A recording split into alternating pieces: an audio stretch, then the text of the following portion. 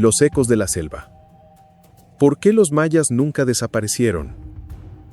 Hola, ¿cómo estás? Espero que maravillosamente. Hoy quiero que hagamos un viaje juntos. Un viaje no solo a través del espacio, sino también del tiempo, hacia un lugar donde la selva es tan densa que parece guardar los secretos del mundo. Vamos a adentrarnos en el corazón de Mesoamérica, en esos territorios que hoy conocemos como México, Guatemala, Belice, Honduras y El Salvador. Seguramente, cuando piensas en los mayas, te viene a la mente la imagen de pirámides majestuosas devoradas por la vegetación, glifos misteriosos que nadie entiende, y la pregunta del millón: ¿a dónde se fueron? ¿Cómo es posible que una civilización tan increíblemente avanzada, capaz de predecir eclipses y construir ciudades que rivalizaban con cualquiera en el mundo, simplemente desapareciera? Esa es la historia que siempre nos han contado. Una historia de misterio, de colapso repentino, casi como una película de ciencia ficción. Pero, ¿y si te dijera que esa historia no es del todo cierta? Si te dijera que el colapso fue en realidad una transformación y que los mayas, su cultura, su idioma y su sabiduría nunca se fueron? Para entender esto, no podemos empezar por las ruinas. Tenemos que empezar por el principio de todo, por el origen de su universo y el regalo que les dio forma: el maíz. El regalo del maíz. Creando un mundo de la nada. Hace más de 3000 años, mucho antes de las grandes pirámides, los primeros pueblos de la región eran nómadas. Se movían siguiendo a los animales y las estaciones. Pero entonces ocurrió un milagro. Un milagro domesticado. Descubrieron que podían cultivar y cosechar una planta: el maíz. Para nosotros, el maíz es un alimento más. Para los mayas, lo fue todo. Fue su sustento material y espiritual. En su libro sagrado, el Popol Vuh, se cuenta que los dioses intentaron crear a la humanidad varias veces. Probaron con barro, pero se deshacía. Probaron con madera, pero los seres no tenían alma. Finalmente, probaron con masa de maíz amarillo y blanco. Y de ahí nacieron los seres humanos verdaderos. Ellos no solo comían maíz, eran maíz. Este descubrimiento lo cambió todo. Ya no tenían que moverse. Pudieron asentarse. Y cuando tienes comida asegurada, cuando tienes un excedente, ocurre la magia de la civilización. Dejaron de ser pequeñas aldeas para convertirse en sociedades complejas. Si todos no tienen que pasar el día entero buscando comida, algunos pueden dedicarse a observar las estrellas. Otros, a tallar la piedra. Otros, a comunicarse con los dioses. Y otros, a gobernar. Así nacieron las grandes ciudades: Tikal, Calakmul, Palenque, Copán. Pero aquí está la primera clave. Los mayas nunca fueron un imperio unificado, como los romanos o los aztecas. Eran un mosaico vibrante y a menudo conflictivo de ciudades-estado independientes. Cada una tenía su propio rey, sus propias alianzas y sus propias guerras. Compartían una cultura, una religión y una visión del mundo, pero no un solo gobernante. El universo escrito en piedra y estrellas. Si el maíz fue la base de su cuerpo, el tiempo fue la base de su alma. Los mayas estaban obsesionados con el tiempo, pero no como nosotros, que lo vemos como una línea recta que corre hacia adelante y siempre vamos tarde. Para ellos, el tiempo era cíclico. Todo lo que ha pasado, volverá a pasar. El sol muere cada noche y renace cada mañana. El maíz se siembra, muere en la cosecha y renace en la siembra siguiente. El universo mismo funcionaba en grandes eras que nacían, se destruían y volvían a nacer. Para navegar esta realidad cíclica, no necesitaban un reloj, necesitaban un mapa del cosmos. Y lo crearon. Desarrollaron los calendarios más precisos del mundo antiguo. El Tzolk'in, un calendario sagrado de 260 días, que marcaba los rituales y el destino. El Hab, un calendario solar de 365 días que regía la agricultura y la vida civil. La cuenta larga, que medía las grandes eras del universo. Estos calendarios no solo medían el tiempo, revelaban su energía. Cada día tenía una personalidad, una fuerza. Nacer en un día jaguar te daba un destino diferente a nacer en un día agua. Y esta visión del cosmos la tallaron en piedra. Sus ciudades no estaban puestas al azar. Eran espejos del cielo. Sus pirámides eran relojes astronómicos gigantes, alineados perfectamente para que, en el solsticio, el sol creara una sombra específica o iluminara un templo en particular. Su universo tenía 3 niveles. El cielo de los dioses Kaan, con 13 niveles, nuestro mundo Kab, y el inframundo Xibalbá, con 9 niveles. Y conectando todo, como un ascensor cósmico, estaba el gran árbol sagrado, la ceiba, el Yakshe. Cada ciudad, cada plaza, cada pirámide, era una réplica de este mapa sagrado, un lugar donde los humanos podían interactuar con los dioses. Vivir y morir por el cosmos. La sociedad del Rey Sagrado. Si vives en un universo donde todo es sagrado y el tiempo es un ciclo que debe mantenerse en movimiento, ¿quién se encarga de que la maquinaria no se detenga? Ahí entra el Kulahau, el Rey Sagrado. El Rey Maya no era solo un líder político. Era el mediador principal entre el mundo humano y el divino. Era el responsable de que el sol saliera, de que la lluvia llegara y de que el maíz creciera. Era el eje que conectaba la ceiba con el inframundo y el cielo.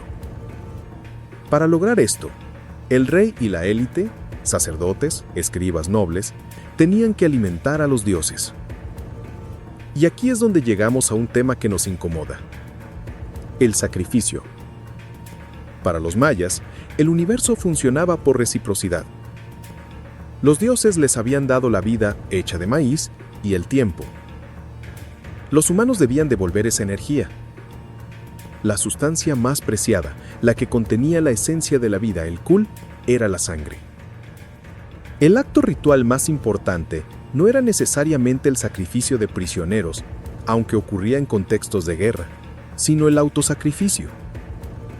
El propio rey, en ceremonias públicas, sangraba partes de su propio cuerpo, como la lengua o las orejas, para ofrecer esa energía vital y mantener el equilibrio del cosmos. Era un contrato sagrado. Mientras tanto, la sociedad funcionaba a toda máquina. Los escribas, una élite intelectual, registraban la historia, la astronomía y las profecías en su increíblemente complejo sistema de escritura. Más de 800 glifos que no eran dibujos, sino un sistema logosilábico combinando símbolos para palabras e ideas con símbolos para sílabas. Y en la base de todo, sosteniendo el universo entero, estaban los campesinos. Hombres y mujeres que, con una sabiduría agrícola asombrosa, cultivaban maíz en un entorno selvático dificilísimo, usando terrazas, canales y campos elevados. Su trabajo no era solo físico, era un acto ritual diario de honrar al maíz que les daba la vida. El gran colapso que nunca fue una extinción. Durante más de 600 años, el periodo clásico, 250 a 900 después de Cristo, este sistema floreció. Las ciudades crecieron, el arte alcanzó cotas sublimes y el conocimiento astronómico era inigualable. Pero entonces, algo empezó a fallar. Hacia finales del siglo IX, las grandes ciudades del sur como Tikal y Palenque empezaron a decaer. Se dejaron de construir monumentos, se dejaron de tallar las historias de los reyes en las estelas y finalmente los centros ceremoniales fueron abandonados y la selva los reclamó.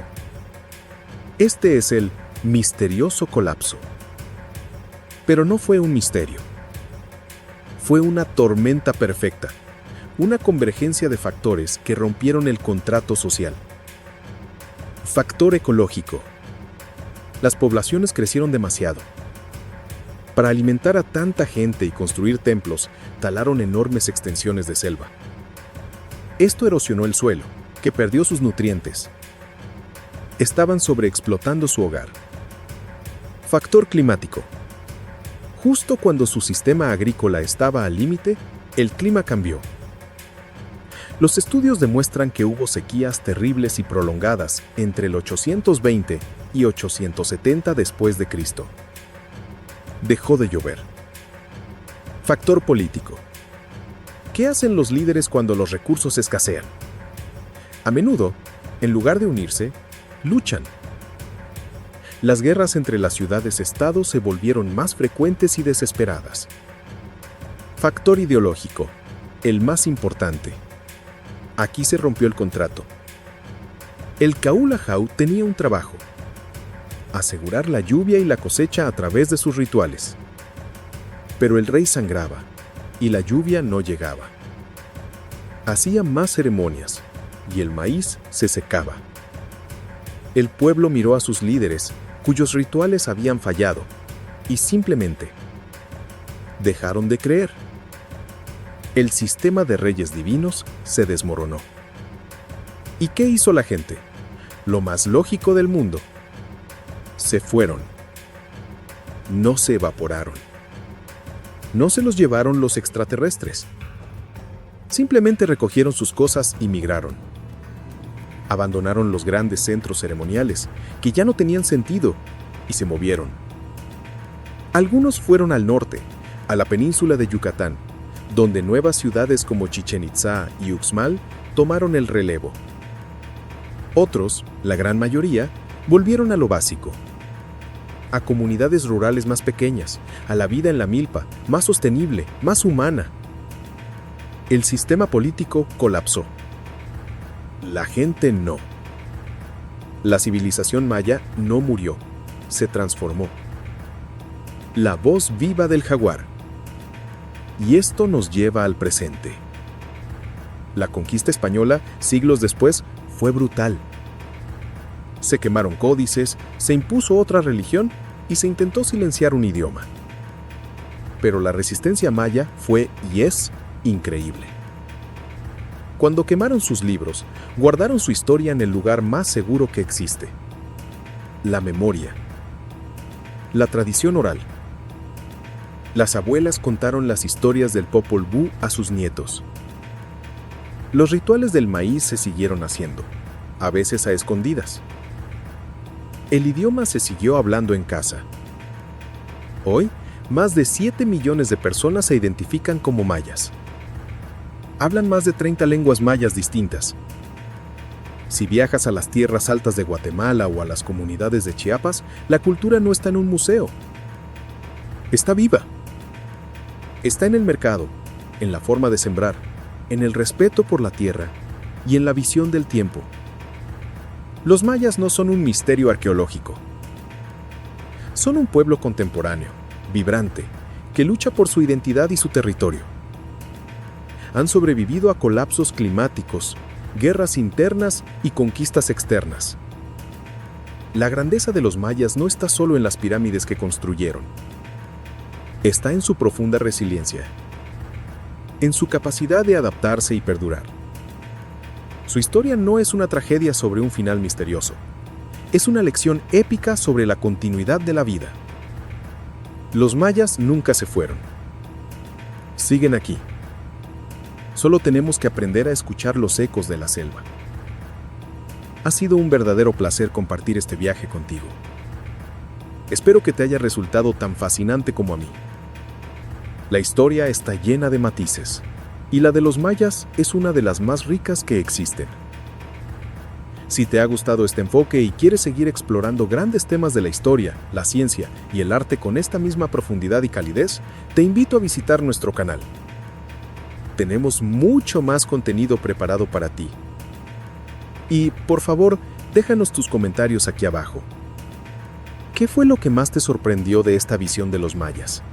¿Conocías la diferencia entre el colapso del sistema y la continuidad del pueblo? Nos encanta leerte y mejorar juntos este espacio. Un abrazo y hasta la próxima.